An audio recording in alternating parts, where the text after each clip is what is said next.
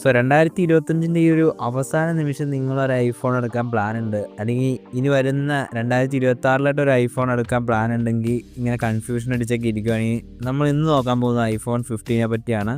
So ഈ ഒരു device ഇനി വരുന്ന വർഷത്തേക്ക് എടുക്കുന്നത് വറുത്താണോ, എല്ലാ കാര്യങ്ങളും നമ്മൾ ഈ ഒരു വീഡിയോയിൽ പറയുന്നുണ്ടാവും. സോ വീഡിയോ നിങ്ങൾക്ക് തീർച്ചയായിട്ടും യൂസ്ഫുൾ ആയിരിക്കും. ടൈം വേസ്റ്റ് ചെയ്യാതെ ഡയറക്റ്റ് വീഡിയോ എടുക്കാം. ഈ ഒരു ഐഫോൺ 15 ഇറങ്ങിയിട്ട് ഇപ്പോൾ ഏകദേശം 2 years കംപ്ലീറ്റ് ആയിട്ടുണ്ട്. സോ ഒരു ഫോണിനെ പറ്റി പറയുകയാണെങ്കിൽ കയ്യിലെടുക്കുമ്പോഴും നല്ലൊരു ഇൻഹാൻഡ് ഫീൽ ഈ ഒരു ഡിവൈസ് തരുന്നുണ്ട്. ആ ഒരു ഷാർപ്പ് എഡ്ജസ് കാര്യങ്ങളൊന്നുമില്ല. എഡ്ജസും കാര്യങ്ങളൊക്കെ അത്യാവശ്യം കർവ് ചെയ്ത് തന്നെ ആപ്പിൾ ഈ ഒരു ഫോൺ ഡിസൈൻ ചെയ്തിട്ടുണ്ടായിരുന്നു. സോ കയ്യിലെടുക്കുമ്പോഴും അത്യാവശ്യം നല്ലൊരു ഇൻഹാൻഡ് ഫീൽ കാര്യങ്ങളൊക്കെ കിട്ടുന്നുണ്ട്. വെയ്റ്റിൻ്റെ കാര്യം പറയുകയാണെങ്കിൽ 171 gram മാത്രമാണ് ഈ ഒരു ഡിവൈസിൻ്റെ വെയിറ്റ് വരുന്നുള്ളൂ. ഓവർ വെയിറ്റ് ഒന്നുമല്ല. കയ്യിൽ അത്യാവശ്യം നല്ല കംഫർട്ടായിട്ട് നമുക്ക് വൺ ഹാൻഡൊക്കെ യൂസ് ചെയ്യാനായിട്ട് പറ്റിയ ഒരു ഡിവൈസ്. പിന്നെ അലുമിനിയത്തിൻ്റെ ഫ്രെയിമും കാര്യങ്ങളൊക്കെയാണ് ആപ്പിൾ ഈ ഒരു ഡിവൈസ് കൊടുത്തിട്ടുണ്ടാകുന്നത്. ഇനി IP ടിപ്പിക്കലായിട്ട് വരുന്ന പോലെ തന്നെ IP68 dust and water proof rating കാര്യങ്ങളൊക്കെ അതുപോലെ നമ്മൾ നേരത്തെ ഇതുവരെ കണ്ടിട്ടുള്ള ഐഫോൺസിലൊക്കെ ഉള്ള അതേ സെയിം സെറ്റപ്പൊക്കെയാണ് ബിൽഡിൻ്റെ ഭാഗത്തു നിന്നുള്ളത്. പിന്നെ ക്യാമറ മൊഡ്യൂൾ നിങ്ങൾക്കറിയാം, ചേഞ്ചോ കാര്യങ്ങളൊന്നുമില്ല. ആ ഒരു നമ്മൾ 13-ലും 14-ലും കണ്ട ആ ഒരു സെയിം ക്യാമറ മൊഡ്യൂൾ കാര്യങ്ങളൊക്കെയാണ് ഈ ഒരു ഡിവൈസിനും വരുന്നിട്ടുണ്ടായിരുന്നത്. ഇനി ഫോണിൻ്റെ ഡിസ്പ്ലേ പറ്റി സംസാരിക്കുകയാണെങ്കിൽ നമ്മൾ 14-ലും അതുപോലെ തന്നെ 13-ലൊക്കെ കണ്ട അതേ same super retina XDR OLED display തന്നെയാണ് ഈ ഒരു ഡിവൈസും കൊടുത്തിട്ടുള്ളത്. പിന്നെ നമുക്കറിയാം ഒരു പ്രോ മോഡൽ അല്ലാത്തതുകൊണ്ട് തന്നെ 60 Hz റിഫ്രഷ് റേറ്റും കാര്യങ്ങളൊക്കെയാണ് ഈ ഒരു ഡിസ്പ്ലേ സപ്പോർട്ട് ചെയ്യുന്നുള്ളൂ. കുഴപ്പമില്ല. ഇപ്പോൾ നിങ്ങളൊരു ആൻഡ്രോയിഡിലൊരു ഹൈ റിഫ്രഷ് റേറ്റ് ഒക്കെ യൂസ് ചെയ്തിട്ട് പെട്ടെന്ന് ഈ ഒരു 15 എടുക്കുമ്പോൾ നിങ്ങൾക്ക് ചെറിയൊരു ഡിസ്പ്ലേയുടെ ആ ഒരു സ്മൂത്ത്നെസ്സിൻ്റെ ഒരു വ്യത്യാസം നിങ്ങൾക്ക് മനസ്സിലാക്കാനായിട്ട് പറ്റും. പക്ഷേ നിങ്ങൾക്ക് ഈസിലി അത് അഡാപ്റ്റ് ആയിക്കോളും. പിന്നെ ഇത് 60 Hz ആണെന്ന് വെച്ച് അങ്ങനെ റഫ് ഫീലൊന്നുമല്ല. നല്ല സ്മൂത്താണ് ഡിസ്പ്ലേ. സ്മൂത്തായിട്ട് തന്നെ ഡിസ്പ്ലേയും കാര്യങ്ങളൊക്കെ വർക്ക് ആവുന്നുണ്ട്. പിന്നെ ഡിസ്പ്ലേയുടെ ആ ഒരു ബസൽസും കാര്യങ്ങളൊക്കെ പൊടിക്കുന്നുണ്ട്. ഇപ്പോൾ നമ്മൾ 17-ലൊക്കെ കാണുന്ന പോലെ അത്രയ്ക്കും തിൻ ബസൽസും കാര്യങ്ങളൊന്നുമല്ല. എന്നാലും നല്ലൊരു ഡിസ്പ്ലേ സെറ്റപ്പ് തന്നെ ആപ്പിൾ ഈ ഒരു ഡിവൈസിൽ കൊടുത്തിട്ടുണ്ട്. പിന്നെ ഡിസ്പ്ലേയുടെ പെർഫോമൻസിനെ പറ്റി പറയുകയാണെങ്കിൽ നല്ല കോൺട്രാസ്റ്റ്, സാച്ചുറേഷൻ, എല്ലാ കാര്യങ്ങളും ബാലൻസ് ആയിട്ട് നമുക്ക് ഈ ഒരു ഡിസ്പ്ലേയിൽ കിട്ടുന്നുണ്ട്. നിങ്ങളിപ്പോൾ 4K വീഡിയോസൊക്കെ നെറ്റ്ഫ്ലിക്സിലോ അല്ലെങ്കിൽ പ്രൈമിലോ യൂട്യൂബിലോ എന്തിൽ സ്ട്രീം ചെയ്താൽ പോലും ആ ഒരു ക്രിസ്റ്റൽ ക്ലിയർ ക്വാളിറ്റി നിങ്ങൾക്ക് ഈ ഒരു ഡിവൈസിൻ്റെ ഡിസ്പ്ലേ തരുന്നുണ്ടാവും. സോ ഡിസ്പ്ലേ പെർഫോമൻസിൽ ഞാൻ വളരെയധികം സാറ്റിസ്ഫൈഡ് ആണ്. കാരണം നിങ്ങൾ കൊടുക്കുന്ന കാശിന് വർത്തായിട്ടുള്ള ഒരു ഡിസ്പ്ലേ പെർഫോമൻസ് നിങ്ങൾക്ക് ഈ ഒരു ഡിവൈസിന് കിട്ടുന്നുണ്ടാവും. സോ സ്റ്റിൽ നല്ലൊരു ഡിസ്പ്ലേ പെർഫോമൻസ് ഈ ഒരു ആപ്പിൾ ഐഫോൺ 15 തരാൻ കഴിയുന്നുണ്ട്. സോ നിങ്ങൾ കൂടുതലായിട്ട് ഇങ്ങനെ വീഡിയോസും കാര്യങ്ങളും സ്ട്രീം ചെയ്യുന്ന ആളൊക്കെ ആണെങ്കിൽ തീർച്ചയായിട്ടും നിങ്ങൾക്കൊരു പെർഫെക്റ്റ് ഡിസ്പ്ലേ എക്സ്പീരിയൻസ് ഈ ഒരു ഡിവൈസിൽ നിന്ന് കിട്ടുന്നതാവും. സോ കറൻ്റ് iOS 26 ഈ ഒരു ഫോൺ ഇപ്പോൾ റൺ ചെയ്തുകൊണ്ടിരിക്കുന്നത്. ഇനി ഒരു ഫോൺ ചിപ്സെറ്റിൻ്റെ ഭാഗത്തേക്ക് നോക്കുവാണെങ്കിൽ ആപ്പിളിന് തന്നെ A16 Bionic എന്ന് പറഞ്ഞ ചിപ്സെറ്റാണ് ഈ ഒരു ഡിവൈസിൽ കൊടുത്തിട്ടുള്ളത്. സോ ഒരു ബേസ് മോഡൽ ഐഫോണിൻ്റെ പോയിന്റ് ഓഫ് വ്യൂ നോക്കുവാണെങ്കിൽ പവർഫുൾ ആയിട്ടുള്ള ചിപ്സെറ്റ് തന്നെയാണ് ആ ഒരു A16 Bionic എന്ന് പറഞ്ഞത്. നിങ്ങളുടെ ഡേ ടു ഡേ ടാസ്ക്, ഇപ്പോൾ നോർമൽ ടാസ്ക് ആയാലും കുറച്ച് ഹെവി ടാസ്ക് ഒക്കെ ആയാലും ഈസി ആയിട്ട് നിങ്ങൾക്ക് ഈ ഒരു ഡിവൈസിൽ ചെയ്ത് പോകാനായിട്ട് പറ്റും. കാരണം പവർഫുൾ ആയിട്ട് ചിപ്സെറ്റ് കൊടുത്തിട്ടുണ്ട്. ഇനി ഗെയിമിങ്, ഇപ്പോൾ നിങ്ങൾ ഗെയിമിംഗ് ആണ് ഫോക്കസ് ചെയ്യുമെങ്കിൽ പോലും അത്യാവശ്യം നല്ല രീതിക്ക് തന്നെ നിങ്ങൾക്ക് ഗെയിമും കാര്യങ്ങളൊക്കെ ഈ ഒരു ഫോണിലും ചെയ്യാനായിട്ട് പറ്റും. ഇപ്പോൾ BGMI, PES, PUBG, ഗെൻഷിനൊക്കെ പോലത്തെ ഗെയിംസൊക്കെ ആണെങ്കിലും കിടലിനായിട്ട് നിങ്ങൾക്ക് ഈ ഒരു ഡിവൈസിൽ കളിച്ച് പോകാനായിട്ട് പറ്റും. ഈ ഒരു ഫോണിൽ നിങ്ങൾക്ക് തീർച്ചയായിട്ടും ഗെയിംസും കാര്യങ്ങളൊക്കെ ചെയ്ത് പോകാനായിട്ട് പറ്റും. പക്ഷേ നിങ്ങളൊരു പ്രോ മോഡൽ ഗെയിമിംഗ് ഒക്കെ ആഗ്രഹിക്കുക, ഈ പ്രോ ഗെയിമറൊക്കെ ആണെങ്കിൽ തീർച്ചയായിട്ടും നിങ്ങൾ ഒരു പ്രോ മോഡൽ ഐഫോൺ എടുക്കുന്നതായിരിക്കും എപ്പോഴും നല്ലത്. കാരണം നിങ്ങളൊരു ബേസ് വരുന്ന ഐഫോൺ ഒരു ഹാർഡ് കോർ ഗെയിമിങ്ങിനൊക്കെ എടുക്കുകയാണെങ്കിൽ നിങ്ങൾക്ക് ആ ഒരു ഡിസ്പ്ലേയിൽ നിന്ന് കിട്ടുന്ന ആ റെസ്പോൺസ് 60 Hz ആയതുകൊണ്ട് തന്നെ ഒരു പെർഫെക്റ്റ് ഗെയിമിംഗ് എക്സ്പീരിയൻസ് നിങ്ങൾക്ക് കിട്ടുന്നുണ്ടാവില്ല. പിന്നെ ചിപ്സെറ്റിൻ്റെ ഭാഗത്തുനിന്നും ഒപ്റ്റിമൈസേഷനും കാര്യങ്ങളൊക്കെ കുറവായിരിക്കും. നിങ്ങളൊരു പ്രോ മോഡലൊക്കെ ആണെങ്കിൽ ചിപ്സെറ്റിൽ വ്യത്യാസം ഉണ്ടാവും. അതുപോലെ തന്നെ ഒപ്റ്റിമൈസേഷനും കാര്യങ്ങളൊക്കെ കൂടുതലായിട്ട് കിട്ടുന്നുണ്ടാവും. എന്ന് വെച്ചത് തീരെ മോശം എന്നല്ല ഞാൻ പറയുന്നത്. നിങ്ങളൊരു പ്രോ ഗെയിമർ അല്ലെങ്കിൽ ഗെയിമിംഗ് ഫോക്കസ്ഡ് പേഴ്സൺ ഒക്കെ ആണെങ്കിൽ പ്രോ മോഡൽ ഡിവൈസ് ആയിരിക്കും ബെറ്റർ. ഈ ഒരു 15 പെർഫോമൻസിനെ പറ്റി പറയുകയാണെങ്കിൽ എന്നെ സാറ്റിസ്ഫൈ ചെയ്യുന്ന ഒരു പെർഫോമൻസ് ഈ ഒരു ഡിവൈസ് തരുന്നുണ്ട്. ഇപ്പോൾ നിങ്ങൾക്ക് ഏത് ടൈപ്പ് ഹെവി യൂസർ ആണെങ്കിലും നോർമൽ യൂസർ ആണെങ്കിലും നിങ്ങളുടെ ടാസ്ക് ഈസി ആയിട്ട് ഈ ഒരു ഡിവൈസിൽ ചെയ്ത് പോകാനായിട്ട് പറ്റും. ഞാൻ ആ ഒരു ഗെയിമിങ്ങിൻ്റെ കൺസേൺ പറഞ്ഞത് ചില ആൾക്കാർ പ്രോ ഗെയിമേഴ്സ് ആയിരിക്കും. സോ അവർ പ്രതീക്ഷിക്കുന്ന ആ ഒരു ഗെയിമിംഗ് എക്സ്പീരിയൻസ് ചിലപ്പോൾ ഈ ഒരു ചിപ്സെറ്റിന് അല്ലെങ്കിൽ ഒരു ഡിവൈസിന് തരാൻ പറ്റിയെന്ന് വരില്ല. സോ ആ ഒരു കാര്യമാണ് ഞാൻ ഗെയിമിങ് മാത്രമാണ് ഇവിടെ ഒരു കൺസേൺ ആയിട്ട് എടുത്ത് പറയുന്നുള്ളൂ. അല്ലാത്ത പക്ഷം നിങ്ങൾക്ക് കിടിലം പെർഫോമൻസ് ഈ ഒരു ഡിവൈസിൻ്റെ ചിപ്സെറ്റ് ഇപ്പോഴും തരുന്നുണ്ട്. സോ ഞാൻ കംപ്ലീറ്റ്ലി ഈ ഒരു ഫോണിൻ്റെ പെർഫോമൻസ് സൈഡിൽ നിന്ന് സാറ്റിസ്ഫൈഡ് ആണ്. സോ നിങ്ങളും തീർച്ചയായിട്ടും ഈ ഒരു ഫോൺ എടുക്കുകയാണെങ്കിൽ നിങ്ങൾക്ക് ഒരു സാറ്റിസ്ഫൈങ് പെർഫോമൻസ് ഈ ഒരു ഫോണിൻ്റെ ചിപ്സെറ്റിൻ്റെ ഭാഗത്ത് നിന്ന് നിങ്ങൾക്ക് കിട്ടുന്നുണ്ടാവും. സോ പെർഫോമൻസ് വൈസ് ഓക്കെയാണ്. സോ നമ്മൾ ടൈപ്പ് സി പോർട്ട് വേണമെന്ന് കുറേ നാളായിട്ട് ആഗ്രഹിച്ചുകൊണ്ടിരുന്നതായിരുന്നു. സോ ആപ്പിൾ ഈ ഒരു 15 സീരീസിലെന്ന് വന്നപ്പോൾ ആ ഒരു ടൈപ്പ് സി പോർട്ടും കാര്യങ്ങളൊക്കെ ഇമ്പ്ലിമെൻറ്റ് ചെയ്തിട്ടുണ്ടായിരുന്നു.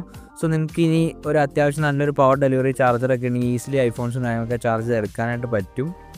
സോ ആ ഒരു കാര്യത്തിൽ നമ്മൾ കുറച്ച് എക്സ്ട്രാ പെട്ടിട്ടുണ്ട്. അതുപോലെ തന്നെ ഈ ഒരു ഫോണിൻ്റെ ബാറ്ററിനെ പറ്റി സംസാരിക്കുകയാണെങ്കിൽ 3349 mAh ബാറ്ററി ഒരു ഡിവൈസിൽ ആപ്പിൾ കൊടുത്തിട്ടുണ്ട്. സോ അത്യാവശ്യം ഡീസൻറ്റ് ബാറ്ററി പെർഫോമൻസ് അല്ലെങ്കിൽ ബാറ്ററി ബാക്കും കാര്യങ്ങളൊക്കെ ഈ ഒരു ഡിവൈസ് തരുന്നുണ്ട്. സോ ബാറ്ററിയുടെ ഭാഗത്ത് ഞാൻ അത്യാവശ്യം സാറ്റിസ്ഫൈഡ് ആണ്. കാരണം ഞാൻ പ്രതീക്ഷിച്ച ഒരു ബാറ്ററി ബാക്കപ്പ് എനിക്ക് ഈ ഒരു ഡിവൈസ് തരുന്നുണ്ട്. പെർ ഡേ എനിക്ക് അത്യാവശ്യം നല്ലൊരു ബാറ്ററി ബാക്കപ്പ് കിട്ടുന്നുണ്ട്. സോ ഞാൻ എക്സാക്റ്റ് ബാറ്ററി ബാക്കപ്പ് പറയാത്തതിൻ്റെ കാരണം എന്താണെന്ന് വെച്ചാൽ, സോ എനിക്ക് എൻ്റെ യൂസേജ് അല്ലെങ്കിൽ ഞാൻ യൂസ് ചെയ്യുന്നവരായിരിക്കില്ല ചിലപ്പോൾ നിങ്ങൾ യൂസ് ചെയ്യുന്നത്. സോ യൂസേജ് അനുസരിച്ച് ബാറ്ററി ബാക്കപ്പിൽ വ്യത്യാസം കാര്യങ്ങളൊക്കെ വരാം.